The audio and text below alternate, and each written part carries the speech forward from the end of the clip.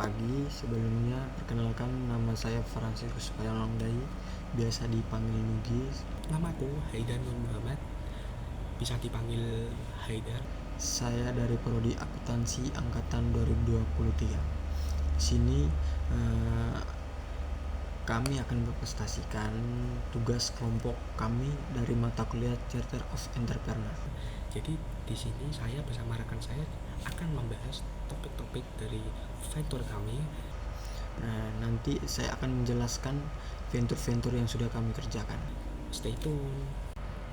Oke, yang pertama masalah yang sedang dipecahkan.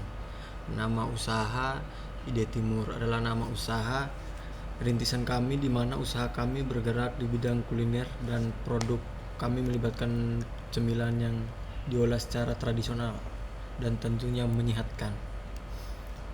Terus daerahnya itu makanan, industrinya pertanian dan pengolahan makanan seperti jagung.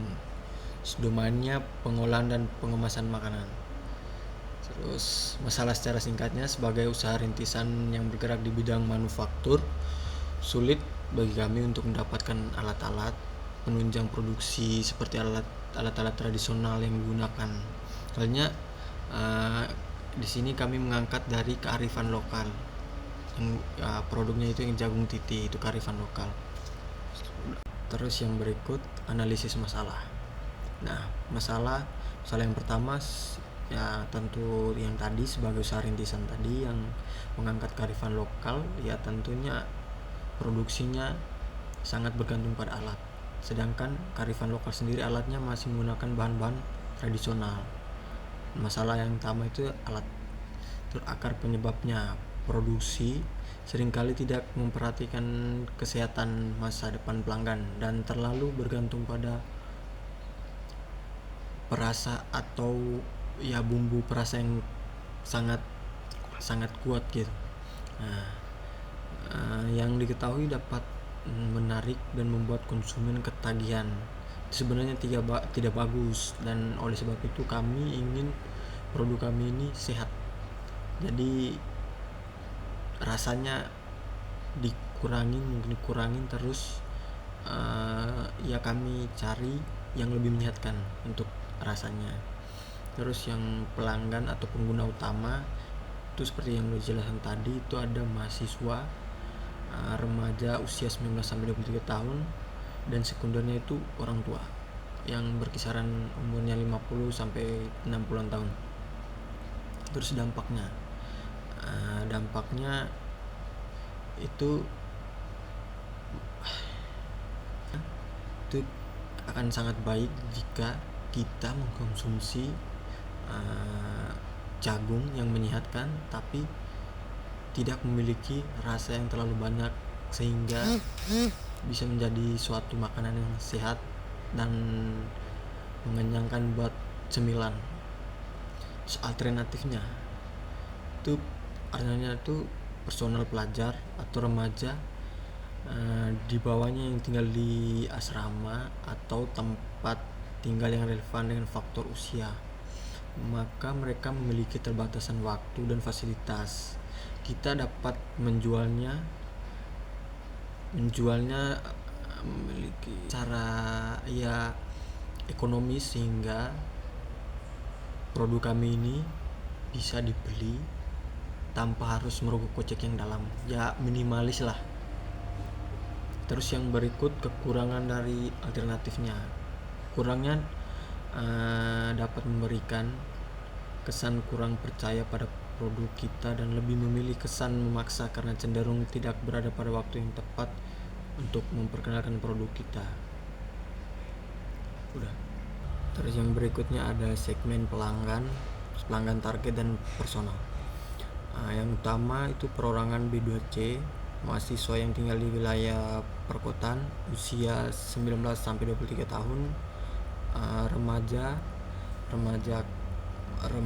usia 19 sampai 23 tahun, dan para pekerja kantoran yang sangat membutuhkan cemilan di saat pekerjaan mereka lagi banyak-banyaknya. Terus sekundernya itu orang tua yang berumur sekitar 50 sampai 60 tahun. Pekerjaan yang harus dilakukan pelanggan untuk masalah yang teridentifikasi. Yang pertama itu kita merencanakan menu, yang kedua membeli bahan baku, terus yang ketiga memanfaatkan alat bantu dapur, dan keempat melibatkan anggota keluarga, terus yang kelima meningkatkan keterampilan produksi. Nah, itu pekerjaan yang harus dilakukan pelanggan untuk masalah yang teridentifikasi. Yang berikutnya sasaran pelanggan seputar masalah yang teridentifikasi tadi. Remaja yang aktif berkegiatan dan suka ngemil. Dengan hal tersebut maka mereka mencari cemilan yang enak dan tentu mengenyangkan untuk mengisi perut mereka di saat melakukan aktivitas. Dan oleh sebab itu, jika mendapatkan kesan positif dari produk kami ini, maka akan terlihat keren di mata teman-teman serta memiliki energi untuk beraktivitas, sehingga nanti dari satu mulut ke mulut bisa produknya bisa dibicarakan serta dapat memberikan efek bagi perusahaan kami untuk memuaskan serta dapat pelanggan baru dari komunikasi antar pembeli dan teman-teman yang membeli. Yang berikutnya untuk format solusi kami. Solusi yang paling relevan dan ampuh bagi pelanggan kami tadi yang menjalankan usaha rintisan manufaktur adalah platform penyewa alat dan peralatan produksi. Yang tentunya sudah dijelaskan tadi bahwa di sini kami kesulitan alat produksi. Maka solusi yang ditawarkan itu penyewaan alat dan peralatan produksi. Fitur utama itu mempermudah proses produksi dan mempercepat produksi. Tumpukan teknologi intinya itu yaitu mesin produksi itu sendiri. Mesin produksi berupa alat untuk menggepengkan jagung. Yang berikutnya, apa yang membuatnya unik atau inovatif, yaitu semakin baik mesin yang dipakai, semakin bagus juga jagung yang diproduksi tentunya. Dan itu semakin memberikan cita rasa yang alami. Semakin bagus mesinnya itu cita rasanya alaminya juga semakin kuat, tidak hilang begitu. Masuk ke detail solusi. Bagaimana cara kerjanya? Registrasi dan pembuatan akun, menjelajahi katalog dan memiliki alat, memeriksa ketersediaan dan melakukan pemesanan. Siapa yang akan menggunakan? Itu mahasiswa, pelajar, serta remaja dan karyawan kantoran, startup dan usaha kecil menengah, komunitas kreatif dan makerspace, industri rumah, pusat pelatihan dan pendidikan, penelitian dan inovator.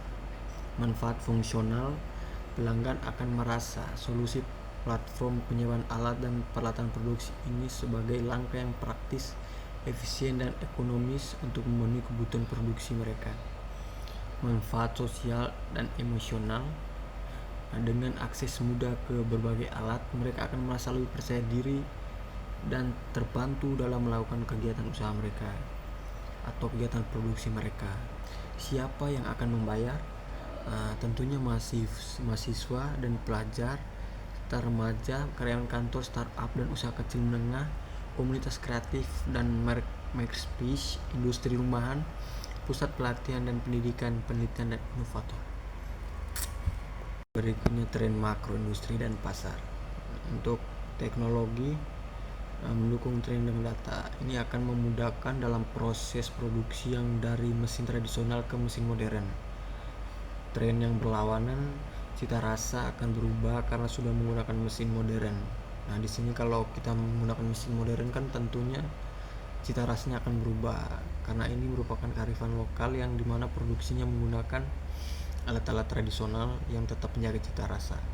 Terus ekonomi, menggunakan tren dengan data itu, dengan snack ini bisa dibeli oleh semua kalangan dengan biaya yang sangat terjangkau. Tren yang berlawanan, keterbatasan modal dan penyewaan mesin dengan jumlah banyak sehingga produksinya dibatasi. Terus yang berikut iklim atau lingkungan. Mendukung tren dengan data, iklim ini sangat cocok untuk komoditas jagung sehingga jagung ini sangat melimpah hingga kami tentunya tidak khawatir dengan ketersediaan jagung. Terus tren yang berlawanan, iklim yang tidak berubah sehingga bisa saja terjadi kegagalan panen. Maksudnya di sini iklim yang bisa berubah-ubah dan tidak menentu sehingga bisa saja petani mengalami gagal panen sehingga sewaktu-waktu persediaan jagung juga bisa terbatas. Ke tren industri dan pasar. Indikator utama, tingkat pertumbuhan industri. Impor jagung meningkat 16,6% per tahun. Ekspor jagung Indonesia cenderung mengalami penurunan. Berarti di sini kalau ekspornya kurang, berarti di dalam Indonesia sendiri jagungnya melimpah. Nah, yang kedua, ukuran pasar. Permintaan jagung domestik meningkat 6,6% per tahun. Produksi jagung domestik meningkat 2,5% per tahun. Yang ketiga, penggerak pertumbuhan.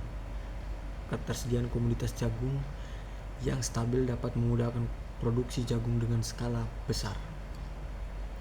Semakin banyak jagung yang diproduksi, itu skala penjualan juga semakin besar.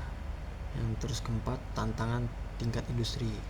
Nah, di sini perkembangan industri perunggasan sehingga permintaan jagung naik yang menyebabkan kelangkaan. Nah, di sini jagung juga kan bukan hanya diperuntukkan untuk produksi makanan, tetapi juga untuk hewan-hewan peliharaan atau hewan-hewan pemakan jagung gitu.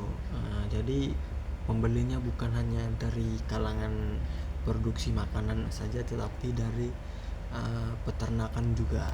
Makanya ini bisa suatu saat bisa terjadi kelangkaan. Oke. Berikutnya itu ada desain prototype. Yang pertama, daftar fitur utama produk atau layanan prototype. Nah, di sini kan bahan utamanya itu jagung, dan yang sangat dibutuhin itu kan jagung dan peralatan untuk menggeprek jagung sendiri. Nah, di sini udah tersedia gambar dari mesin penggeprekan jagung. Di sini mesin ini sangat dibutuhkan. Apabila tidak ada mesin ini kan jagungnya tidak bisa digepengin. Terus yang kedua, teknologi atau alat apa yang digunakan untuk membangun prototipe ini. Nah, yang ini merupakan mesin penyangraian ini untuk apa? Untuk menyangrai jagung sebelum digepengkan.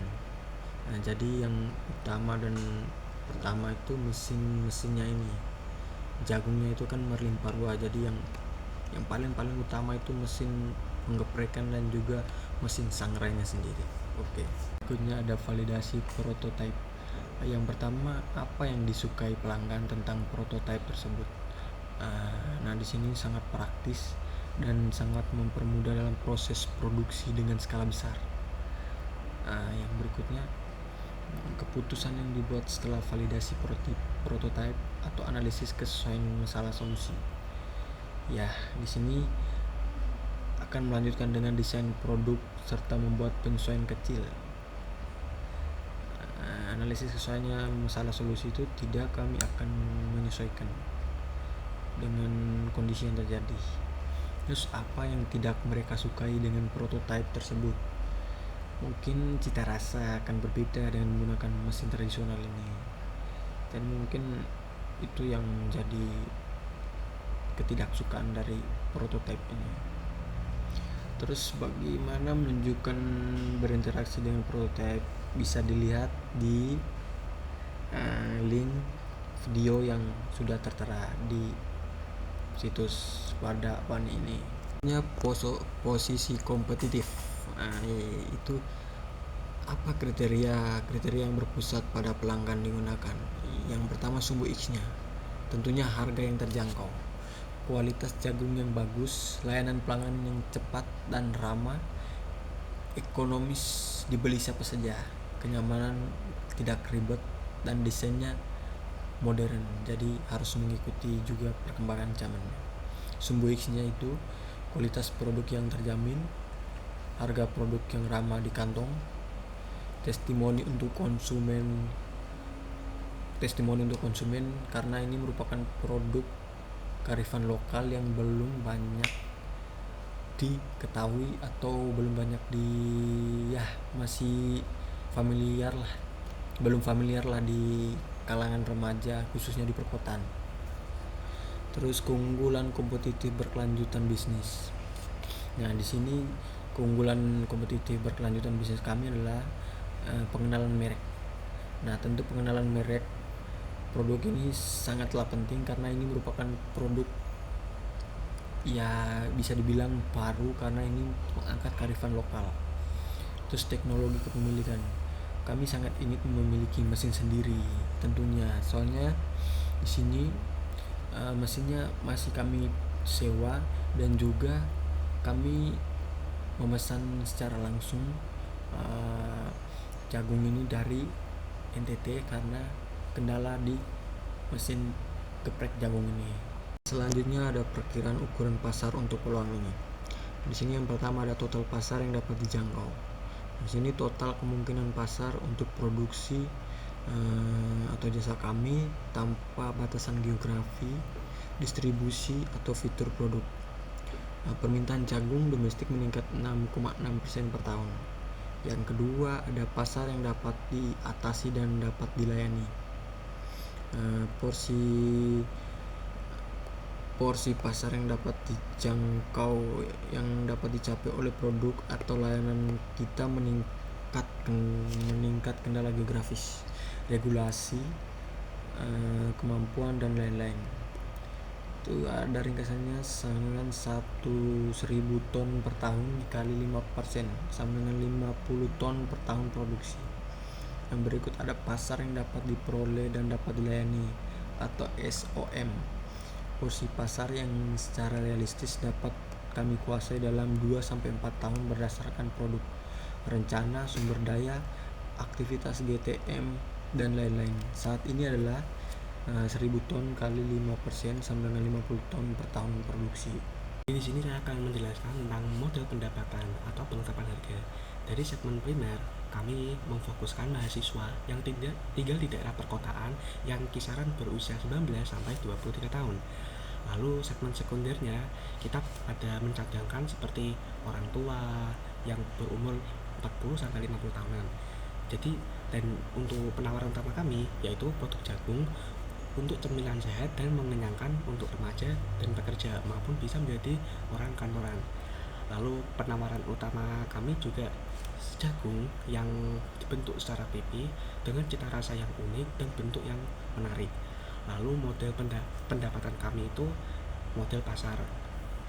Lalu strategi kami untuk menetapkan harga ini sekitar 15.000 per 100 gram produk tersebut.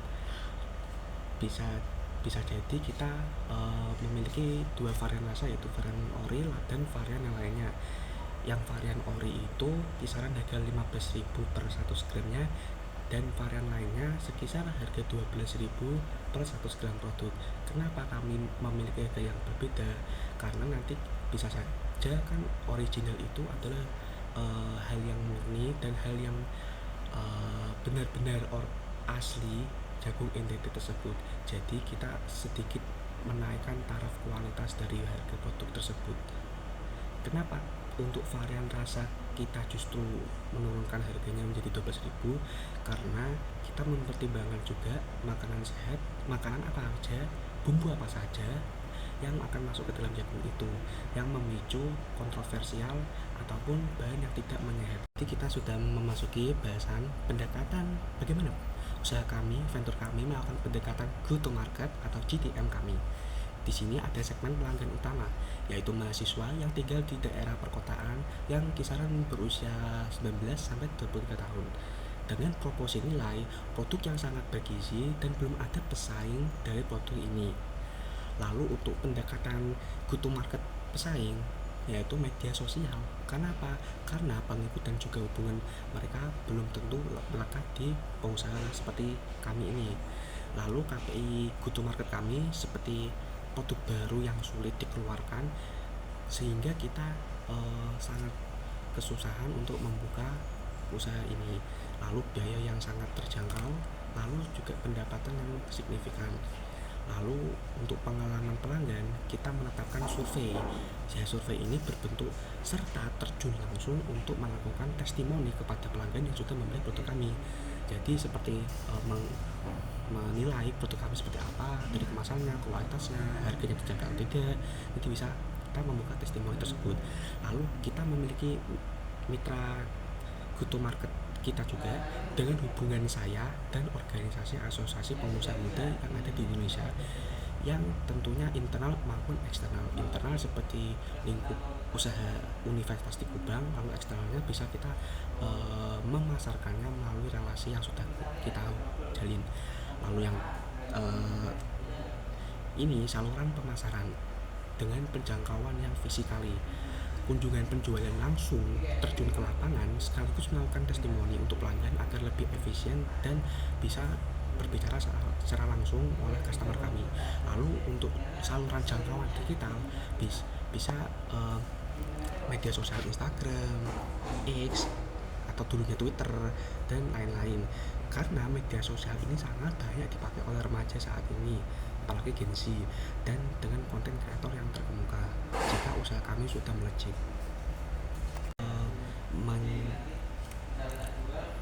bisa dilihat itu ada seperti grafik dengan pendekatan penjualan kami seperti apa.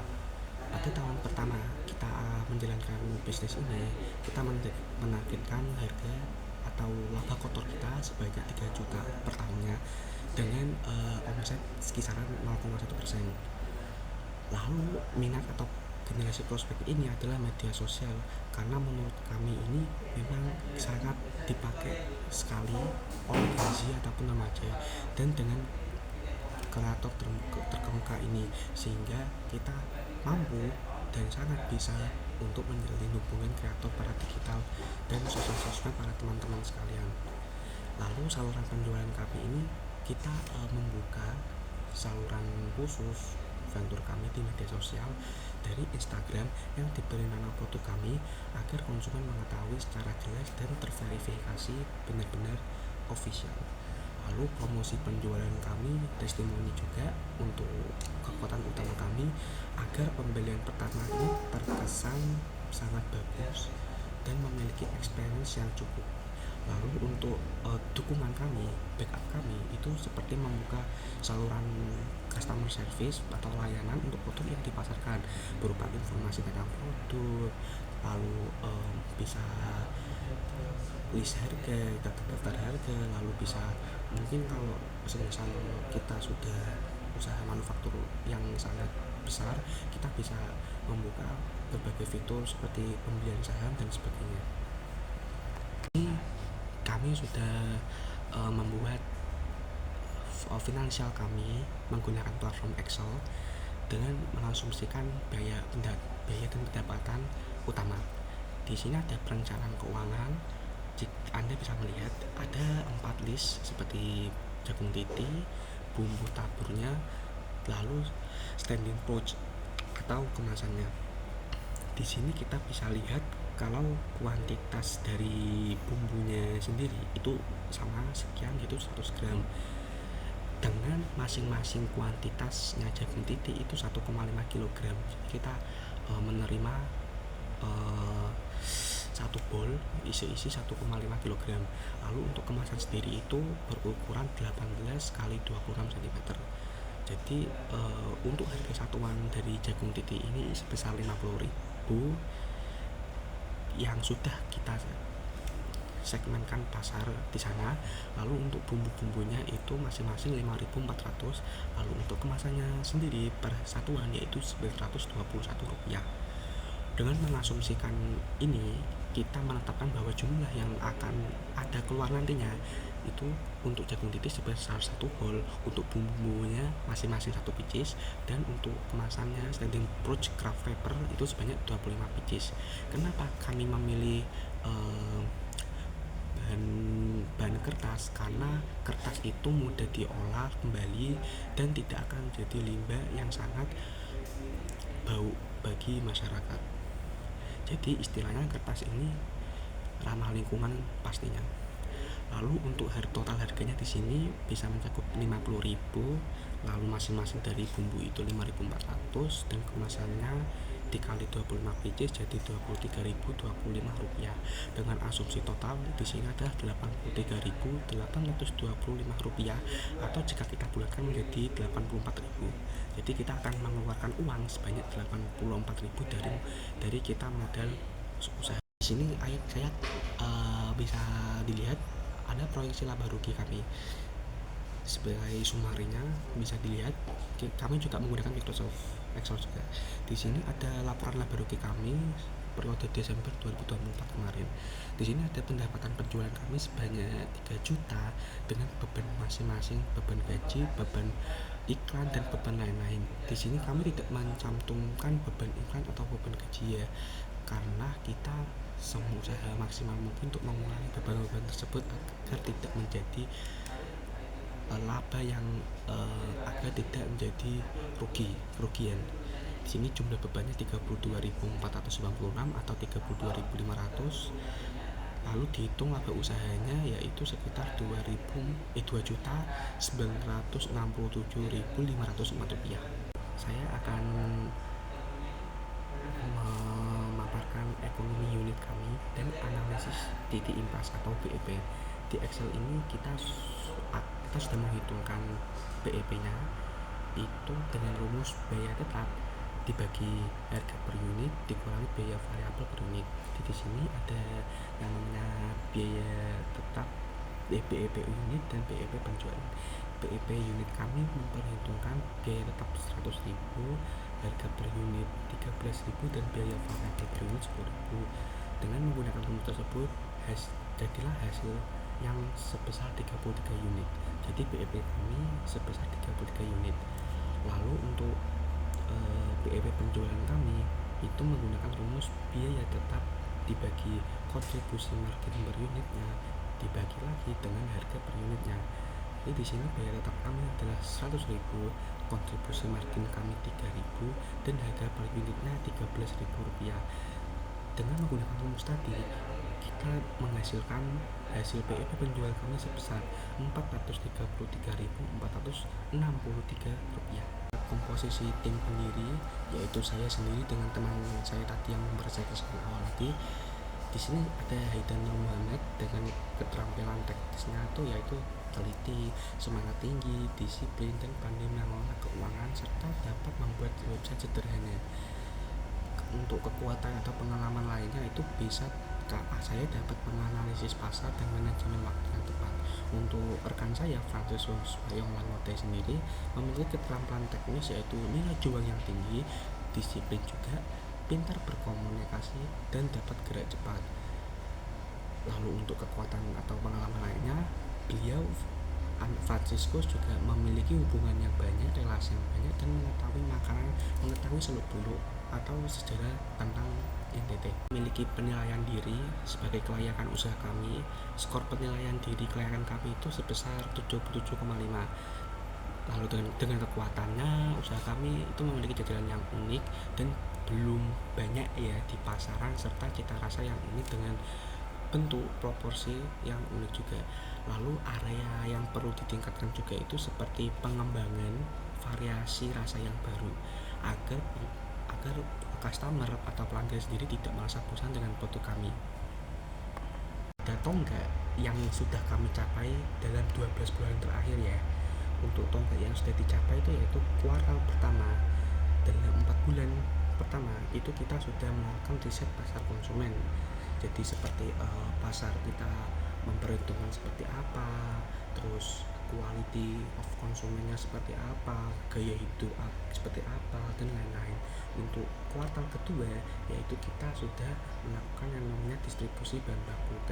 Kita sudah menerima paket dari NTT dan Jawa Tengah ini dan sudah memperhitungkan biaya-biaya distribusi seperti apa yang harus kita siapkan untuk setahun ke depannya. Untuk kuartal ketiga kita sudah mendiskusikan dan sudah membuat variasi rasa dari produk kami itu. Lalu untuk seperti apa ya, contohnya rasa original, balado, keju dan lain-lain.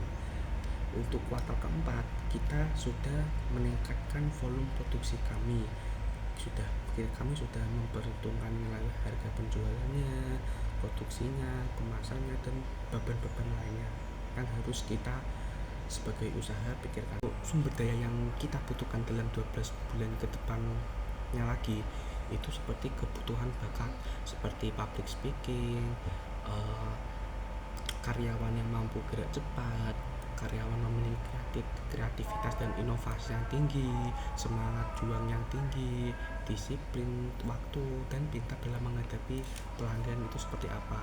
Lalu untuk kebutuhan pendanaan kami sudah menyiapkan modal dari pembelian saham kami dan sponsor. Lalu untuk sumber daya yang lain yang dibutuhkan itu seperti uh, beberapa pengujian atau lab yang akan dibutuhkan untuk menerima label halal di MUI. Tinjauan tentang usaha kami itu, kami di Timur mengangkat usaha ini melalui latar belakang makanan khas di daerah Flores yang masih terdengar asing, yaitu jagung titi.